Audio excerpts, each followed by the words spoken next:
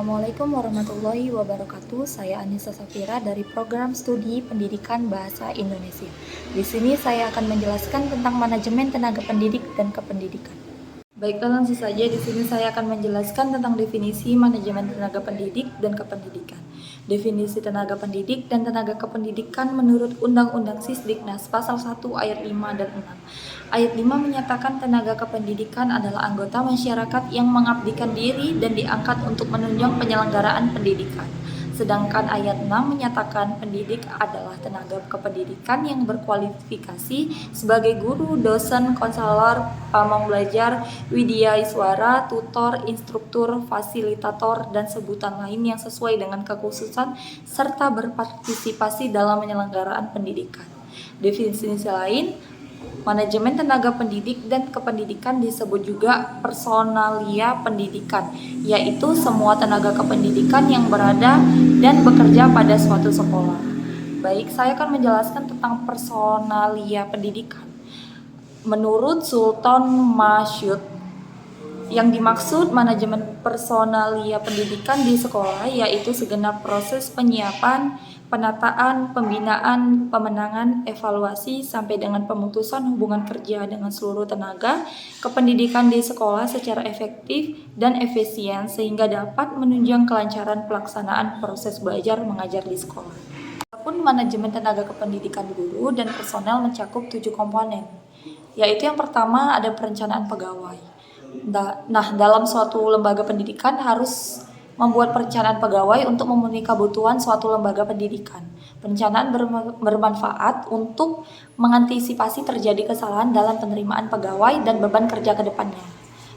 Kegiatan-kegiatan perencanaan pegawai hendaknya mengacu pada 3 dimensi, yaitu masa lampau, masa sekarang, dan masa yang akan datang. Masa yang lampau telah mengantarkan kondisi sekarang sehingga bisa dijadikan acuan untuk merencanakan masa depan berdasarkan potensi yang ada. Perencanaan pegawai merupakan kegiatan untuk menentukan kebutuhan pegawai, baik secara kuantitatif maupun kualitatif, untuk sekarang dan masa depan. Penyusunan rencana personalia yang baik dan tepat memerlukan informasi yang lengkap dan jelas tentang pekerjaan dan tugas harus dilakukan dalam suatu organisasi. Karena itu, sebelum menyusun rencana, perlu dilakukan analisis pekerjaan atau job analisis dan analisis jabatan untuk memperoleh deskripsi pekerjaan atau gambaran tentang tugas-tugas dan pekerjaan yang harus dilaksanakan. Nah, yang kedua ada pengadaan pegawai.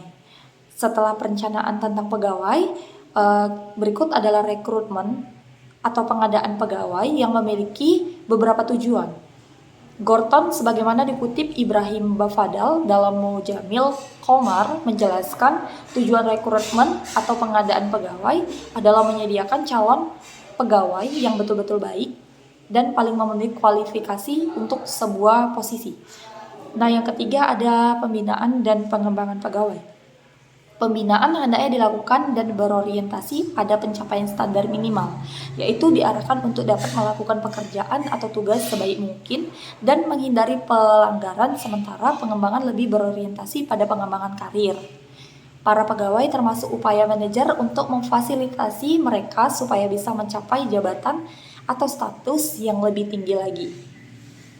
Nah, dalam pembinaan dan pengembangan pegawai dalam suasana kerja sehari-hari, para pegawai juga perlu diberikan kebebasan tetapi tetap terkendali. Nah, yang keempat itu ada promosi dan mutasi. Promosi atau kenaikan pangkat merupakan perubahan kedudukan yang bersifat vertikal sehingga berimplikasi pada wewenang, tanggung jawab, dan penghasilan. Sementara mutasi adalah pemindahan pegawai dari suatu jabatan ke jabatan lainnya. Pemindahan ini lebih bersifat horizontal sehingga tidak berimplikasi pada penghasilan.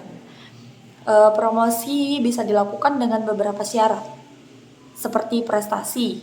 Penulisan menambahkan diharapkan kepada lembaga pendidikan ketika melakukan promosi hendaknya. Yang kelima ada pemberhentian pegawai.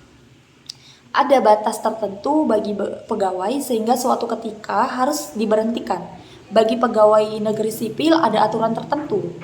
Bisa permintaan sendiri atau karena pensiun. Mulyasa menyatakan dalam kaitannya dengan tenaga kependidikan di sekolah, khususnya pegawai negeri sipil, sebab-sebab pemberhentian pegawai ini dapat dikelompokkan ke dalam 3 jenis. Yang pertama ada pemberhentian atas permohonan sendiri, yang kedua pemberhentian oleh dinas atau pemerintah, nah yang ketiga ada pemberhentian sebab lain-lainnya. Pemberhentian atas permohonan sendiri itu misalnya karena pindah lapangan pekerjaan yang bertujuan memperbaiki nasib. Pemberhentian oleh dinas maupun pemerintah bisa dilakukan dengan beberapa alasan sebagai berikut. Nah, yang pertama bisa saya jelaskan tentang pegawai yang bersangkutan tidak cakap dan tidak memiliki kemampuan untuk melaksanakan tugas-tugasnya dengan baik. Nah, yang kedua ada perampingan atau penyederhanaan organisasi. Nah, yang ketiga ada peremajaan. Biasanya pegawai yang telah berusia 50 tahun dan berhak pensiun harus diberhentikan dalam jangka waktu 1 tahun. Nah, yang keenam itu ada kompensasi. Terkait kompensasi memang harus diberikan, seperti saat memberikan promosi. Harusnya dibarengi dengan kompensasi. Kompensasi merupakan imbalan yang dapat berwujud dan terwujud, berupa finansial maupun non-finansial. Misalnya gaji tunjangan, fasilitas perumahan, intensif, kendaraan, dan lain-lain. Kompensasi merupakan salah satu yang harus dihadapi manajemen. Manajemen harus ekstra hati-hati menghadapi masalah ini karena sensitif. Nah, yang ketujuh itu ada penilaian pegawai. Penilaian terhadap pegawai merupakan hal yang sangat penting dan harus dilakukan transparan, objektif, dan akurat. Sebab seharusnya penilaian didasarkan pada prestasi individu secara real tanpa ditambahi dan dikurangi. Penilaian ruang lingkup, kecakapan, kemampuan, keterampilan, kedisiplinan, dan sebagainya. Bagi pegawai negeri sipil, penilaian pegawai diatur melalui DP3 atau Daftar Penilaian Pelaksanaan Pekerjaan, yang meliputi kesetiaan, prestasi kerja, tanggung jawab, ketaatan, kejujuran, kerjasama, prakarsa, dan kepemimpinan. Nah, selanjutnya kita membahas tentang ruang lingkup tenaga pendidik dan kependidikan. Berdasarkan pengertian manajemen personalia pendidikan di atas yang saya jelaskan tadi, Sultan Masyud menyebutkan ruang lingkup kegiatan manajemen personalia pendidikan di sekolah yang meliputi hal-hal sebagai berikut. Yang pertama kan ada menyiapkan, memilih, memperoleh tenaga atau personil, yaitu kependidikan yang tepat untuk suatu tugas atau pekerjaan tertentu sesuai dengan kebutuhan. Yang B ada menata personil yang ada secara efektif dan efisien. Nah, termasuk penempatan personil yang sesuai dengan bidang keahliannya. Yang C ada menciptakan suasana kerja yang harmonis,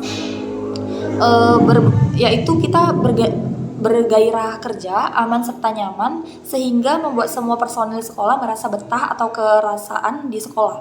Dengan secara emosional, memiliki ikatan yang kuat, baik dengan sesama personil maupun dengan lembaga. Yang D itu ada mengatur pengusulan kenaikan gaji dan pangkat. Personil tepat atau sesuai pada masanya, termasuk masa bebas tugas atau pensiun. Yang E ada manajemen pengembangan karir personil secara bijaksana, sehingga setiap personil dapat mencapai puncak karir sesuai dengan kapasitasnya. Yang F ada meningkatkan mutu personil dengan mengadakan penataran atau memberikan kesempatan mengikuti penataran atau pendidikan, khususnya yang menunjang bidang tugasnya. Yang G ada memelihara kesejahteraan personil, baik materi maupun spiritual, seperti intensif, hadiah, dan sebagainya, yang kesemuanya dapat meningkatkan motivasi serta prestasi kerja. Di bidang spiritual memberikan kesempatan yang seluas-luasnya untuk menunaikan ibadahnya masing-masing serta mengadakan peringatan-peringatan hari besar keagamaan secara bersama-sama dan penuh toleransi. Ikatan kekeluargaan personil yang berjiwa gotong royong dan kerukunan yang meningkati kesejahteraan lahir dan batin perlu disupport. Yang H ada mengadakan evaluasi terhadap prestasi personil demi peningkatan atau promosi karirnya. Penilaian ini termasuk di dalamnya pembuatan DP3, Daftar Penilaian Pelaksanaan Pekerjaan atau pegawai, yang dibuat setiap akhir tahun secara bijaksana. Nah, yang terakhir ada menata pemutusan hubungan kerja. dengan penuh kebijaksanaan seperti pensiun, skorsing, pemecatan, dan sebagainya. Nah, selanjutnya saya akan membahas tentang tugas tenaga pendidik dan kependidikan. Eh, di sini saya bisa jelaskan di PPT tersebut, tugas tenaga pendidik dan kependidikan diatur dalam Undang-Undang Nomor 20 Tahun 2003 tentang Sistem Pendidikan Nasional. Pada pasal 39 ayat 1, tenaga kependidikan bertugas melaksanakan administrasi, pengelolaan, pengembangan, pengawasan, dan pelayanan teknis untuk menunjang proses pendidikan pada satuan pendidikan. Ayat 2 menyatakan pendidik merupakan tenaga profesional yang bertugas merencanakan dan melaksanakan proses pembelajaran, menilai hasil belajar, melakukan pembimbingan dan pelatihan, serta melakukan penelitian dan pengabdian kepada masyarakat, terutama bagi pendidik dan perguruan tinggi. Nah, selanjutnya ada perkembangan guru dan staf. Mulyasa menyatakan pengembangan guru dan staf merupakan pekerjaan yang harus dilakukan kepala sekolah dalam manajemen personalia pendidikan yang bertujuan untuk memperdayagunakan guru dan staf secara efektif dan efisien untuk mencapai hasil yang optimal, namun tetap dalam kondisi yang menyenangkan. Cara yang dapat ditempuh Mulyasa adalah mengikut sertakan guru dan staf pada kegiatan-kegiatan seperti pelatihan, penataran, seminar, workshop, pemagangan, dan pendamping yang dapat diselenggarakan oleh lembaga pemerintah, perguruan tinggi, atau lembaga non-pemerintah. Selain itu, program pengembangan guru dan staf berbasis sekolah dapat pula dilaksanakan melalui program-program yang direncanakan sendiri oleh sekolah dan atau guru melalui jaringan antar sekolah. Musyawarah Guru Mata Pelajaran atau MGMP adalah salah satu wadah yang sering dimanfaatkan guru. Tujuan jelas pengembangan guru di era digital ini, di era sekarang ini, untuk memberikan keterampilan profesional guru dalam menghadapi era digital, di mana murid saat ini sudah terbiasa dengan gadget, maka gurunya juga harus menyesuaikan dan beradaptasi melalui pembelajaran yang menyenangkan sehingga guru tidak terlindas zaman. Adapun jenis-jenis pendidikan dan pelatihan bagi guru adalah sebagai berikut. Yang pertama yaitu in-house training atau IHT. Nah, in-house training ini adalah pelatihan dalam berbentuk in-house, pelatihan yang ditetapkan untuk menyelenggarakan secara internal di sekolah atau tempat lain yang telah ditetapkan untuk menyelenggarakan pelatihan. Strategi pengembangan melalui IHT ini dilakukan berdasarkan pemikiran bahwa sebagian kemampuan dalam meningkatkan kompetensi dan karir guru tidak harus dilakukan secara eksternal, tetapi dapat dilakukan oleh guru yang memiliki kompetensi kepada guru lain belum memiliki kompetensi. Dengan strategi ini diharapkan dapat lebih menghemat waktu dan biaya. Nah, yang kedua itu ada program magang. Program magang adalah strategi pengembangan melalui pelatihan yang dilaksanakan di instansi industri atau institusi yang relevan dalam rangka peningkatan kompetensi profesional guru. Program magang ini terutama diperuntukkan bagi guru kejuruan dan dapat dilakukan selama periode tertentu. Misalnya magang di industri otomotif dan yang sejenisnya. Program magang dipilih sebagai alternatif pembinaan dengan alasan bahwa keterampilan tertentu, khususnya bagi guru-guru sekolah kejuruan, memerlukan pengalaman nyata. Nah, yang ketiga itu ada kemitraan sekolah. Kemitraan sekolah itu pelatih melalui kemitraan sekolah strategi pengembangan yang dapat dilaksanakan bekerja sama dengan institusi pemerintah atau swasta dalam keahlian tertentu. Pelaksanaannya dapat dilakukan di sekolah atau di tempat mitra sekolah. Pembinaan melalui mitra sekolah diperlukan dengan alasan bahwa beberapa keunikan atau kelebihan yang memiliki mitra dapat dimanfaatkan oleh guru yang mengikuti pelatihan untuk meningkatkan kompetensi profesionalnya. Yang keempat ada belajar jarak jauh. Pelatihan melalui belajar jarak jauh dapat dilaksanakan tanpa menghadirkan instruktur dan peserta pelatihan dalam satu tempat tertentu, melainkan dengan sistem pelatihan melalui internet e-learning dan sejenisnya. Pembinaan melalui belajar jarak jauh dilakukan dengan pertimbangan bahwa tidak semua guru, terutama di daerah terpencil, dapat mengikuti pelatihan di tempat-tempat pembinaan yang ditunjuk seperti ibu kota, kabupaten, atau di provinsi. Nah, yang kelima itu ada pelatihan berjenjang dan pelatihan khusus. Pelatihan jenis ini dilaksanakan di P4TK atau di LPMP dan lembaga lainnya yang diberikan wewenang, di mana program pelatihan disusun secara berjenjang mulai dari jenjang dasar, menengah, lanjut, dan tinggi. Jenjang pelatihan disusun berdasarkan tingkat kesulitan dan jenis kompetensi. Pelatihan khusus atau spesialisasi disediakan berdasarkan kebutuhan khusus yang disebabkan adanya perkembangan baru dalam keilmuan tertentu. Nah, yang keenam tuh ada kursus singkat di LPTK atau lembaga pendidikan lainnya, yang dimaksudkan untuk melatih meningkatkan kompetensi guru dalam beberapa kemampuan seperti melakukan penelitian penelitian tindakan kelas, menyusun karya ilmiah, merencanakan, melaksanakan, dan mengevaluasi pembelajaran dan lain-lainnya. Yang terakhir itu ada pembinaan internal sekolah.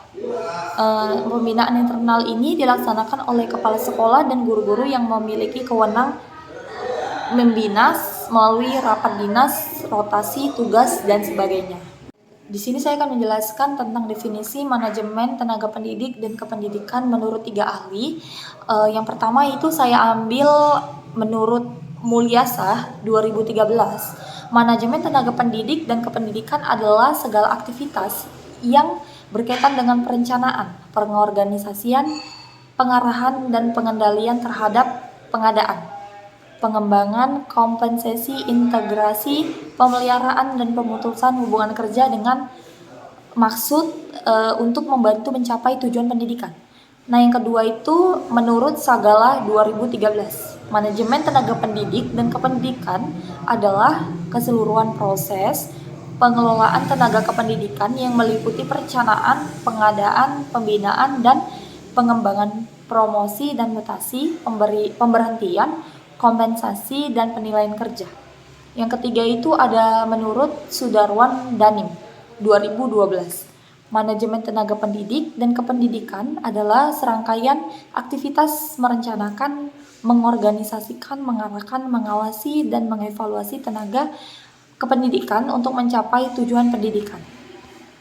Analisis perbedaannya di antara 3 ahli tersebut yang saya bacakan barusan, yaitu yang pertama, Mulyasah menekankan pada aktivitas yang berkaitan dengan perencanaan, pengorganisasian, pengarahan, dan pengendalian terhadap pengadaan, pengembangan, kompensasi, integrasi, pemeliharaan, dan pemutusan hubungan kerja. Nah, yang kedua itu ada Sagala menekankan pada keseluruhan proses pengelolaan tenaga kependidikan yang meliputi perencanaan, pengadaan, pembinaan, dan pengembangan, promosi dan mutasi, pemberhentian, kompensasi, dan penilaian kerja. Yang ketiga ada Sudarwan Danim, menekankan pada serangkaian aktivitas, merencanakan, mengorganisasikan, mengarahkan, mengawasi, dan mengevaluasi tenaga kependidikan. Adapun identifikasi tenaga pendidik dan kependidikan di sekolah saya ketika SMA, yaitu tenaga pendidik meliputi guru mata pelajaran. Mereka adalah tenaga pengajar yang memiliki kualifikasi akademik dan kompetensi di bidang tertentu. Tugas utama mereka adalah merencanakan, melaksanakan, dan mengevaluasi proses pembelajaran. Contoh guru mata pelajaran itu seperti guru bahasa Indonesia, matematika, fisika, biologi, sejarah, ekonomi, dan lain-lain. Yang kedua itu tenaga pendidiknya ada guru BK atau guru bimbingan dan konseling. Mereka bertugas memberikan layanan bimbingan dan konseling kepada siswa. Fokus layanan meliputi bimbingan pribadi, sosial belajar, dan karir. Membantu siswa mengatasi masalah dan mengembangkan potensi diri. Tugas tenaga kependidikan itu meliputi kepala sekolah.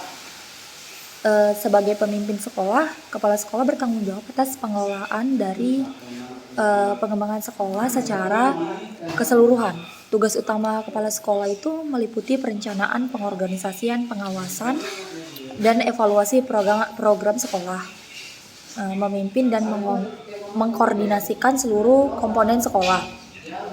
Yang kedua ada wakil kepala sekolah, membantu kepala sekolah dalam menjalankan tugas-tugas kepemimpinan dan manajemen sekolah.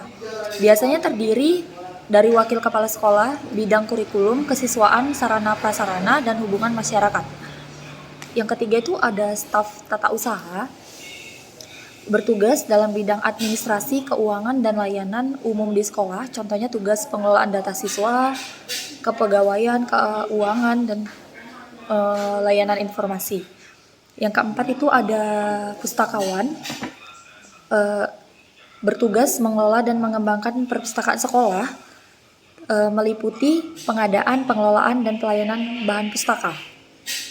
Yang kelima ada laboran, yaitu bertugas mengelola dan mengembangkan laboratorium sekolah, membantu guru dalam persiapan pelaksanaan dan evaluasi kegiatan praktikum, menjaga dan merawat peralatan laboratorium.